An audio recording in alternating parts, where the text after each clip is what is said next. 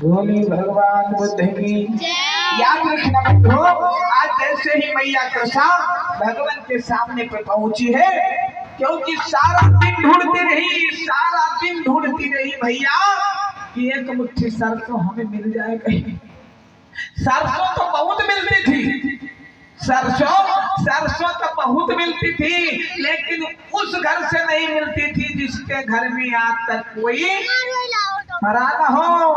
याद रखना बंधु, भगवान के सामने मैया कृष्णा सरसों लेकर पहुंच गई।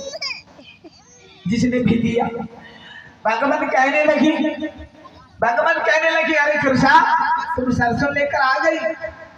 कृष्णा कहने लगी, हाँ भगवान मैं सरसों लेकर के आई हूँ, लेकिन भगवान आपने जो कहा था ऐसा घर मुझे आज तक कोई नहीं मिला। सारा दिन मैं इस नगर को ढूंढती रही। भगवान कहने लगे, अरे कृष्णा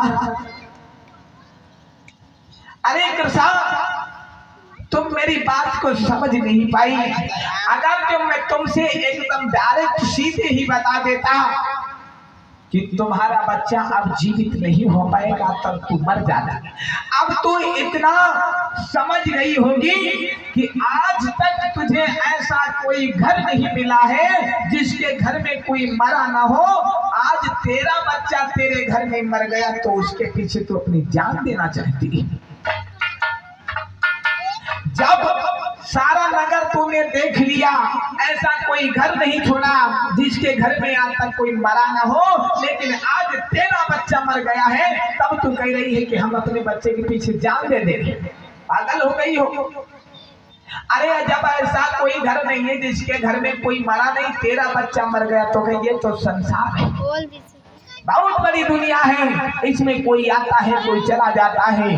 मैया कृष्णा ने दोनों हाथ जोड़ करके घुटनों को टेक दिया और कहने लगी, हे भगवान हम नहीं समझ पाए कि आप हमारी परीक्षा ले रहे थे। भगवान कहने लगे, अरे कृष्णा मैंने तुझसे इसलिए नहीं सही से बताया, इसलिए सीधे नहीं बताता कि नहीं तो हो सकता तू अपने बच्चे के वियोग में अपने प्राण को दे सकती थी, इसलिए मैंने तुझे एक समझाने और दिखाने का रास्ता बता दिया था। अब तेरी समझ में आ गया। मैया कृष्णा दोनों हाथ जोड़ करके कहने लगे, हे भगवान अब इस दुनिया में मेरा कोई नहीं बचा है, ऐसा करो भगवान मुझे अपनी भिक्षुड़ी बना लो।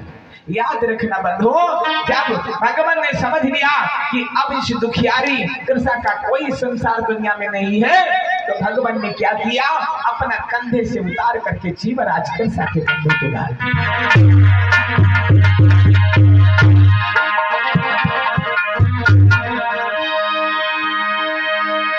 अरे सोची समझ के गौतम ने तब कर दिया। बोले भगवान बुद्ध की।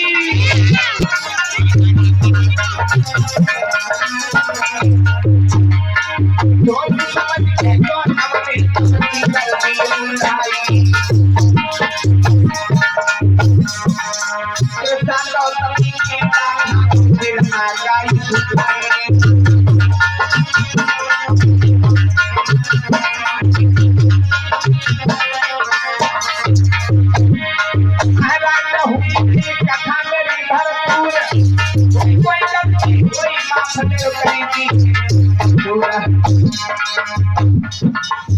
बताओ के कैसा मगरी गोर पहना दिल से आए